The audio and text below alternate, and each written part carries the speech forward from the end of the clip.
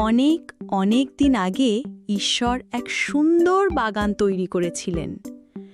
এই বাগানটির নাম ছিল এদন উদ্যান, যেখানে ছিল শান্তি, রঙিন ফুল, পাখির গান আর হাসিমুখ। ঈশ্বর সেই বাগানে আদম ও হবাকে রাখলেন। তারা একসাথে হাঁটত, খেলত, হাসত। তাদের কোনো চিন্তা ছিল না, শুধু আনন্দ আর ভালোবাসা। কিন্তু ঈশ্বর একটি নিয়ম দিয়েছিলেন। তিনি বলেছিলেন, এই একটি গাছের ফল খাবে না, ভালো ও মন্দের জ্ঞানবৃক্ষ। যদি খাও তবে একদিন তোমাদের মরতে হবে। একদিন এক চতুর সাপ এলো গাছের নিচে। সাপটি হবাকে বলল, তুমি কি সত্যিই ভাবো ঈশ্বর তোমাদের মরতে বলেছে? তোমরা যদি ফলটা খাও তাহলে তোমরাও ঈশ্বরের মতো হয়ে যাবে। হবা আশ্চর্য হয়ে ফলটির দিকে তাকালো।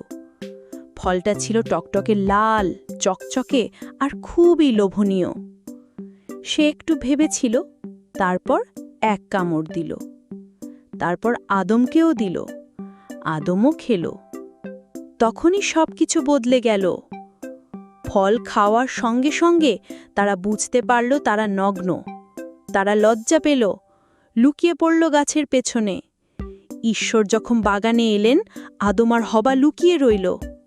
ঈশ্বর ডাকলেন, আদম, তুমি কোথায়? কিন্তু তারা আর আগের মতো ছিল না। ঈশ্বর খুব দুঃখ পেলেন, কারণ আদম আর হবা তার কথা শুনেনি। তাদের এদন উদ্যান ছেড়ে চলে যেতে হলো। তারপর থেকে পৃথিবীতে এলো দুঃখ, কষ্ট আর মৃত্যু। মানুষের হৃদয়ে ঢুকে পড়ল ভয় আর অহংকার। কিন্তু ঈশ্বর তাদের এক আশার কথা বললেন। তিনি বললেন, একদিন একজন মুক্তিদাতা আসবে। সে সাপকে হারাবে আর তোমাদের আবার নতুন জীবন দেবে। যদিও আদম আর হবা ভুল করেছিল, ঈশ্বরের ভালোবাসা কখনো শেষ হয়নি।